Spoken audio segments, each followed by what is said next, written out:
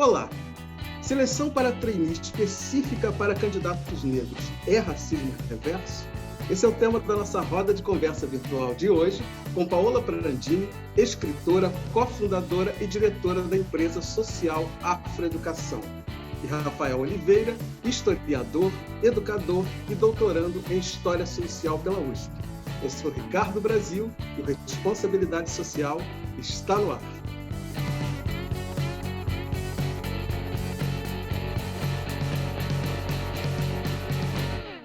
Gente, muitíssimo obrigado pela presença de vocês. É um prazer enorme ter vocês aqui.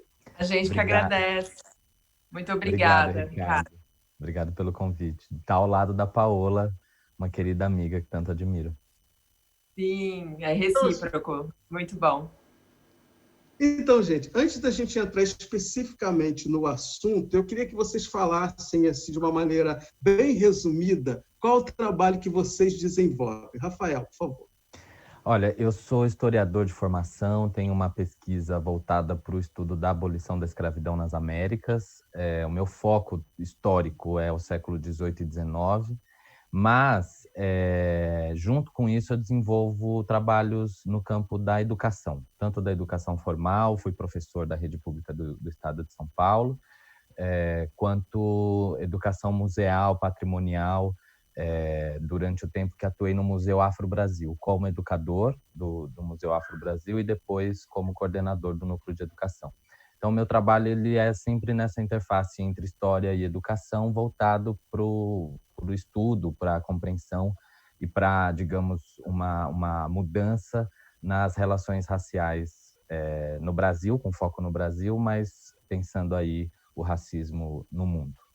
Bom, eu sou jornalista de formação, estou fazendo doutorado em Ciências da Comunicação, com uma pesquisa focada na discussão crítica da branquitude e das colonialidades nos currículos do Brasil, de Moçambique, que é exatamente de onde eu falo nesse momento, e da África do Sul. E sou uma das fundadoras dessa organização que se chama Afroeducação. A gente tem um trabalho focado em educomunicação e equidade racial já há 12 anos, e temos trabalhado tanto para a implementação efetiva da Lei Federal 10.639 no Brasil, essa lei que foi aprovada em 2013, que trouxe a obrigatoriedade do ensino de histórias e culturas africanas e afro-brasileiras, né, nos currículos de todas as escolas do país, mas também trabalhamos com produção cultural, com produção de conteúdos, e enquanto também uma consultoria, né, focada em equidade racial e de gênero. Então, meu trabalho, tanto de pesquisa quanto, né, dentro da minha vida profissional e ativista, tem sido sempre relacionado a essas questões. Então, para quem não sabe, né, o Magazine Luiza recentemente anunciou uma seleção, né, de uma seleção para trainee específica para candidatos negros, né, com o objetivo de garantir diversidade nos postos de chefia da empresa, que atualmente conta com 16% de pessoas negras ocupando esses cargos. E essa ação causou uma maior polêmica nas redes sociais, e muitas pessoas brancas se colocaram vendo essa ação como uma forma de discriminação, chamando isso de racismo contra as pessoas brancas. Eu queria saber de vocês se isso procede, se isso faz algum sentido. Bom, a meu ver, não faz o menor sentido. Eu acho que eu posso falar aqui, tanto enquanto pessoa branca, que se considera, né, parte aí aliada dessa luta antirracista, como também enquanto alguém que tem acreditado, né, e lutado e entendido o potencial das políticas de ações afirmativas para mudar essa realidade que é, né, estruturalmente racista no nosso país. Então, acho que é bastante, né, importante a gente compreender primeiro o conceito de racismo, né, compreender do que se fala quando se pensa, né, uma discriminação racial, e isso não atinge de maneira alguma populações que foram historicamente privilegiadas, como no caso das populações não brancas, né, mais especificamente. E aí, para a gente ter, de fato, um racismo reverso acontecendo, a gente precisaria ter uma construção, né, da civilização feita de uma outra forma. E o Rafael, que é historiador, acho que pode, inclusive, né, contar um pouco mais aqui sobre como que esse processo, né, dessa construção das civilizações se deu de uma maneira que a população branca, em nenhum momento histórico, né, no globo como um todo, no mundo como um todo, foi oprimida de maneira sistemática e estrutural em relação às outras populações não brancas, seja no Brasil ou fora do nosso país, né? Eu tenho pleno acordo com a Paola, também acho. Na verdade, a ideia de racismo reverso, ela não faz sentido enquanto ideia, né? Justamente porque para que existisse algo próximo a isso que tem sido chamado de racismo reverso, o mundo teria que ser estruturado de uma outra forma, né? E eu vou falar um pouco sobre isso, mas na verdade faz sentido a resposta de certos setores de populações brancas em relação a essa política que foi adotada no Magazine Luiza. Ela faz sentido, ela tem coerência dentro da forma como a sociedade brasileira está estruturada, né? Dentro de pensando aí uma sociedade que é estruturalmente desigual e organizada hierarquicamente com base na ideia de raça. Então, todas as vezes que pessoas negras ou pessoas não brancas são beneficiadas por alguma política, alguma ação afirmativa, né, que tenha como intuito reduzir a desigualdade, seja social, política, seja no mercado de trabalho, as populações as pessoas que são historicamente beneficiadas por essa estrutura desigual reagem a essa política, né? E aí vão criar nomes, inventar nomes como esse de racismo reverso. Como a Paola bem falou, a história do mundo moderno ela foi baseada numa política de expansão do continente europeu para o resto do mundo, né, digamos assim. E nesse processo de expansão, a Europa criou algumas mitologias. Uma delas é a mitologia da raça, né, como Achille Mbembe, que é um filósofo historiador camaronês, bem lembra na sua obra chamada Crítica da Razão Negra.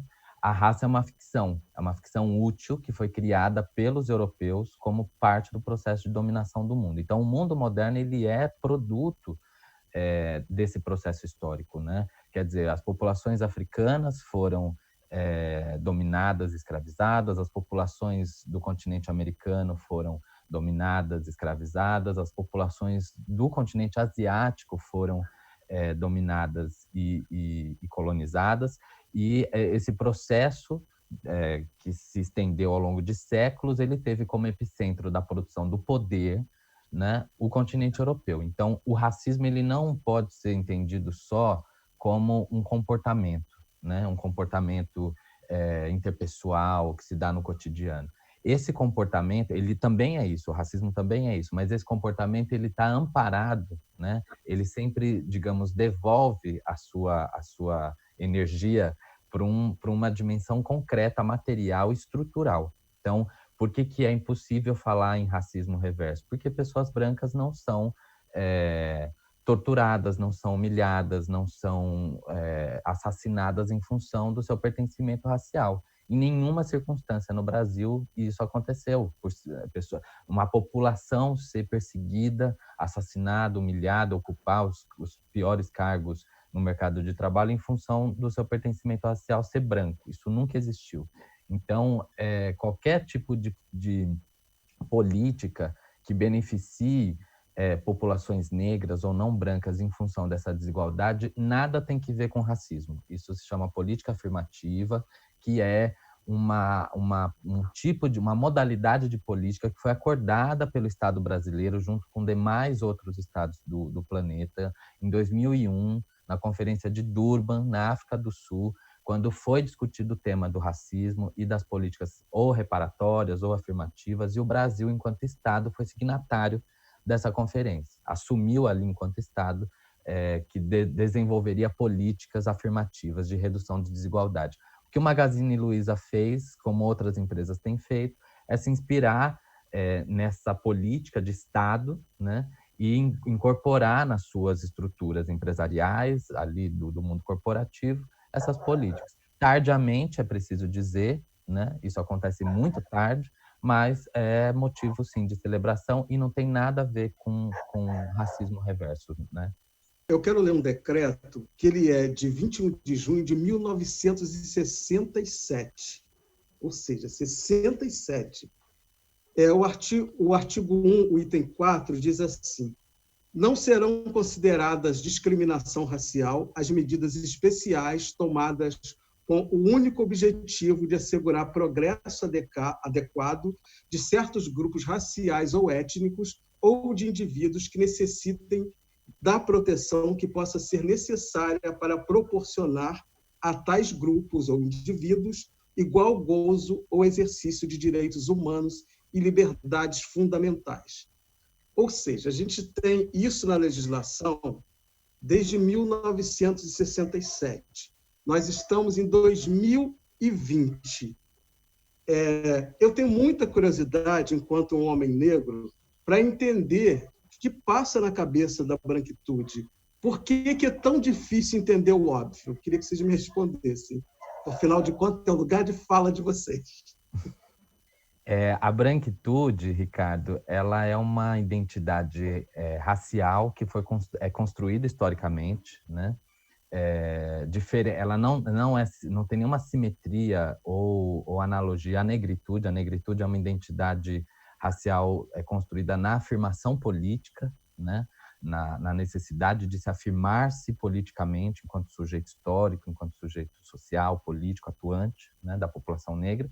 A branquitude, na verdade, ela é a identidade que foi construída nesse processo histórico que tem como objetivo a manutenção estrutural de privilégios, né? Então, por isso que, entre outras formas, a branquitude funciona na base dos pactos, né? Dos pactos que são feitos socialmente, politicamente, às vezes de forma tácita, não de forma declarada, mas tá ali, acontece, né?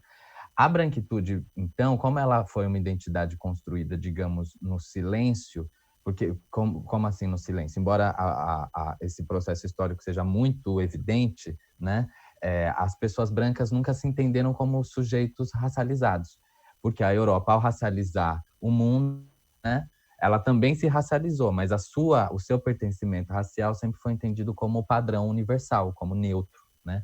Então, pessoas brancas nunca tiveram, ao longo da sua vida, e aí pensando mais no mundo contemporâneo, nunca tiveram que lidar, ou tiveram muito pouco que lidar com a ideia de que de que nós também possuímos, de que também fomos racializados, né?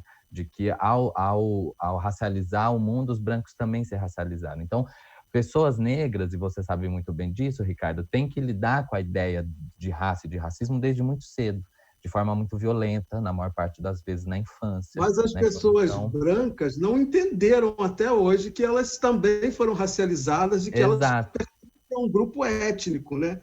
Não entendem como uma forma de manter, né, essa negação, digamos, da sua própria racialização, é uma forma de manter o seu conforto racial, digamos, né? Aquele conforto de não ser questionado, de não ser criticado, de não ser apontado como participante dessa estrutura que é racista. Então, por isso que muitos intelectuais, muitos pensadores da branquitude, a Paola conhece bem esse debate, têm falado em algo chamado fragilidade, a fragilidade da branquitude, a fragilidade do branco. O que isso significa? A pessoa branca, como eu nunca fui racializado e sempre me entendi como normal, padrão universal, no primeiro momento em que eu experimento, que eu tenho uma experiência de racialização, a resposta a isso é a negação, a resposta a isso é dizer que o racismo não existe, ou que isso é o racismo reverso, por exemplo. Ou seja, pessoas brancas não entendem, nós não entendemos, né, não nos queremos entender como pessoas também racializadas como uma forma de manter privilégios que são construídos historicamente, né? Então, não é uma dificuldade apenas cognitiva, né? De que o que falta para entender? Não é o que falta. O que falta é que entender isso significaria colocar um horizonte de destituição, de destruição de privilégios que são vivenciados, né, Paula? Não sei se você concorda com isso, mas eu identifico então, que é nesse lugar. Antes da Paola falar, eu preciso fazer um pequeno intervalo, mas é rapidinho. A gente já volta e inicia esse segundo bloco com a Paola.